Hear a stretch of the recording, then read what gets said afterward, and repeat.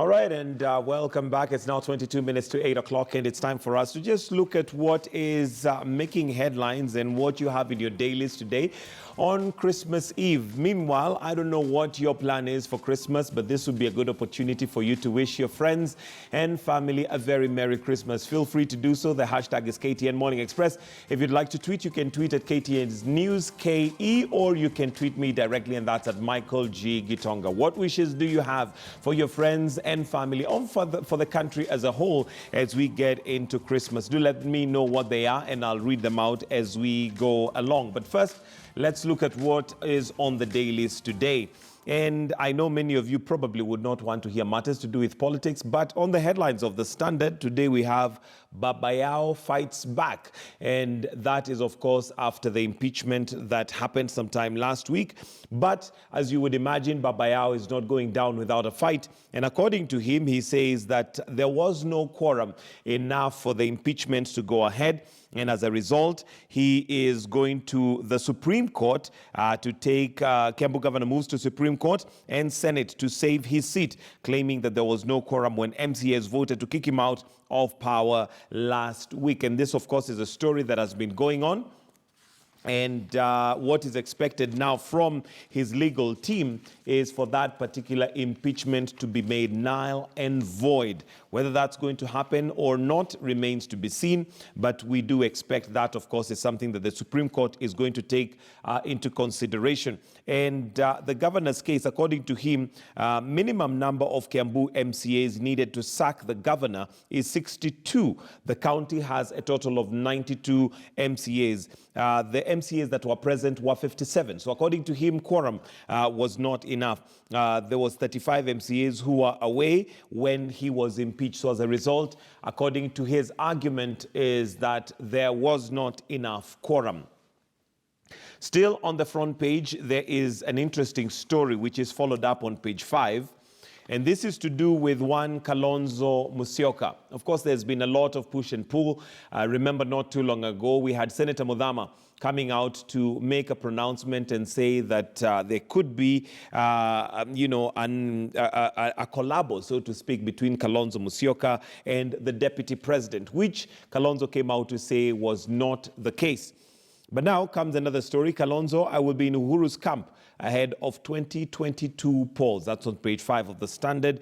And Raila Odinga's controversial swearing in 2017 disputed presidential vote soured political relations between Kalonzo Musyoka and Raila Odinga. So Wiper Party leader Kalonzo Musyoka said that he will be in the political formation that President Uhuru Kenyatta will support in the lead to the 2022 election. Which formation is that going to be? Well, it remains to be seen, as we have seen the president somehow become very cagey about what his plan for 2022 is, by virtue of the fact that there seems to be the bromance between him and the deputy president, William Ruto, not clear whether that bromance has not gone too far, but at the same time, the handshake on March 9th seems to have also changed the dynamics of everything happening. So that's an interesting read, politically speaking. Kalonzo, I will be in Uhuru's camp ahead of 2022. Coming back to page 2 is sad news that has hit the country of one of the renegade ministers who took on tyrannies of a one-party state, who passed away, Charles Rubia, who passed away.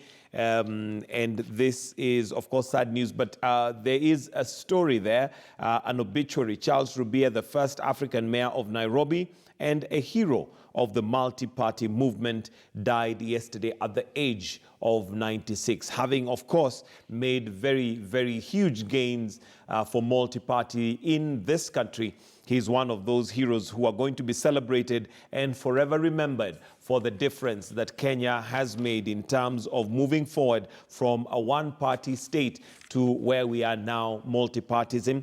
And there is a full 2-page story there of his life and times and some of the gains that he made. And of course, that historic moment where he was the first mayor of Nairobi. So that's a story that you might want to read and just get a bit of what's going on there. On page 7, of the Standard, we have parents want Egerton stopped from fining student over damages. Now, we do know that it is common practice currently for universities and even high schools. When students go on the rampage and damage property, then it becomes the responsibility of the parents to take care of that property. So the students, or rather the parents of Egerton University students, are coming up in arms and saying that they do not and will not pay for the damages caused by a strike with the students on December 4th. Now, the Kenya Parents Association says that it is not clear how the university arrived at the figure. So the issue is not so much that there was damage. Now, the bone of contention here is the fact that they're not clear on how that figure was reached by the university, which will see the university raise over 200 million. That's 200 million Kenyan shillings. If each of the students pays 13,700, students charged an amount of 16,000 shillings. That would be 200 million shillings that the university would collect. So, of course, somebody has probably gone with a pen and paper and done the math and realized that the damages caused may not cost that much. But how did the university settle at that figure remains to be seen. So that's a story that you'd want to read, particularly if you're a parent of a student there or even a student and would like to know how that is going to be resolved. Find out what that is. On matters food security, on page 8 of the Standard, you have how water scarcity and poor roads have crippled Nyeri's food basket. Many desperate locals would rather sell their produce at a throwaway price than to see it rot.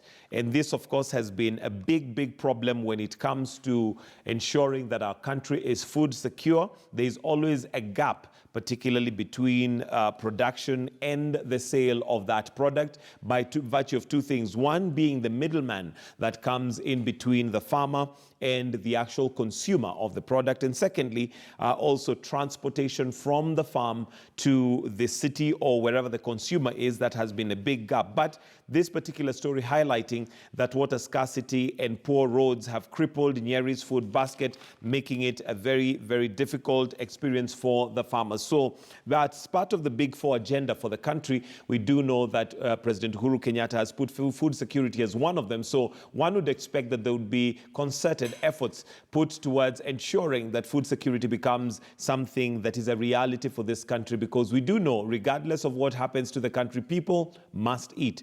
And I think the economy, if anybody has their eye on the ball, is definitely going to be on the agricultural sector. However, the government needs to pull up their socks in ensuring that they make agribusiness a viable business so that more people can go into it. And of course, we do know that there's a lot of arable land that has been left with not too many people wanting to get into that because of how difficult it is, first of all, to get the produce, and secondly, to actually sell it. Now, page 10 is describing where we are as a country and the season that we're in. Harsh economic times suck the funfair out of Christmas season. And as usual, we do know that people get to bus termini at this point in time. Today, we probably are going to be seeing pictures of people who are stuck at the bus termini trying to get to their upcountry homes just to be together with family over Christmas. But one of the things that has really taken the fun out of Christmas this time is the harsh economic times that we are going through as a country. So that is a story that describes that times that we're in, and given that the economy this time round is way worse than it has always been. But of course, one is left with the question as to whether it will ever improve. Is there a year where we're going to see that the economy has improved? That remains to be seen. So that's a story, some of the stories that are making headlines on the Standard. Let's now take a look at the Daily Nation. And we start off with Nairobi County. The headline, MCAs planned Dubai trip to save Sanko. I reserve my thoughts here. But in a move that would have hurt impeachment quorum, 18 MCAs were cleared for 11-day junket that would have lasted until the end of the year. So this might be a lifeline for Mike Mbuvi Sonko. Remember, he is currently, under investigation for various counts of corruption. And One is expecting, or it's still thought, would he be stepping aside? Is he going to keep to his word? He had mentioned at one time, if he is arrested and accused of anything to do with corruption, he himself had said that he would absolve himself of his duties for the period of the investigation. But that, of course, has not happened. But one of the things that is thought to play out is his impeachment. But this trip to Dubai could be his lifeline, and he had already cleared 11 members of the county assembly for this trip, and this trip is likely to last to the end of the year. So that would work out for him, meaning that there probably would be no quorum for him to be impeached. So we wait and see what happens to Nairobi County as we get to the end of the year. On the front page of the Daily Nation as well is a story that Grace Kuria carried not too long ago. And we saw how you paid fake Kenya Power bills. And that is both for post and prepaid billers, where we have characters who are able to get into the system and manipulate the system. And as a result, clear some money which did not end up with the Kenya Power and Lighting Company, but ended up in their accounts. If you want to find out what really happened, get yourself a copy of the Standard and the Nation. It has that story. And find out how you possibly may have been making payments that were not legitimate. On page 2 of The Nation, Kenyans tighten purse strings this Christmas amid tough economic times. And again, that is just talking about what Christmas is likely to be for many of us as the economy bites harder. And of course, one of the other things and the story that we carried on, which you're likely to see more of, is that of the situation on the roads and the fact that the police are cracking down on, the public service vehicles, especially. This being a time where they try to rake in and sometimes float, traffic rules, and at the same time overload and have drivers who are driving either under the influence or others very fatigued. And remember, we had a segment yesterday where we spoke to a gentleman from the AA, where one of the things we mentioned as a danger is fatigue. So please ensure that if you travel, that you take charge of even if it's a public service vehicle, ensure that if the driver seems either drowsy or drunk, do not allow yourself to be in that vehicle anymore. It is a matter of life and death. Page 4 of the Nation, a rise in suspension and expulsion of learners raises fears. Embakasi East Member of Parliament Babu Owino has written to the National Assembly regarding that particular matter. Find out what the matter is, what he is raising, agitating and asking the Assembly to do. So that's what we have on the dailies today. And maybe page 10 might also be an interesting read. Yes, man.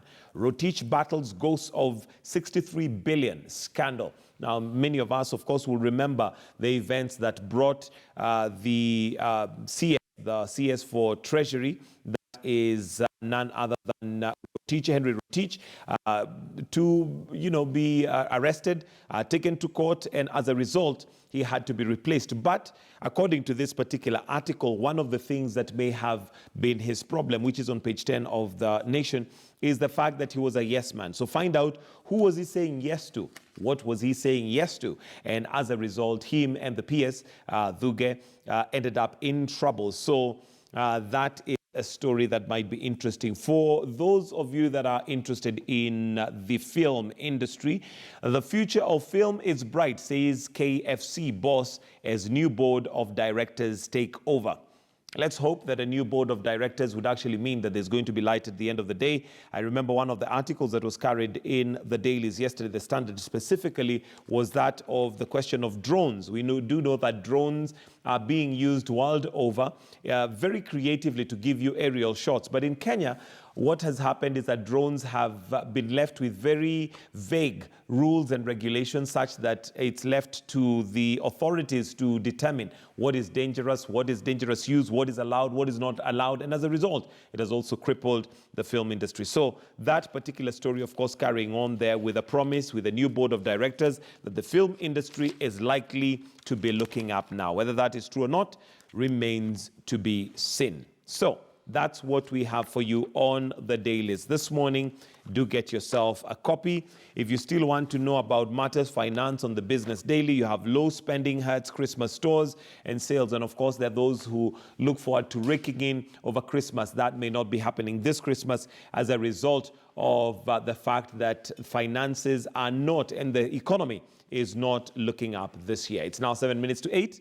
We take a short break, but do stay with us right here on Morning Express.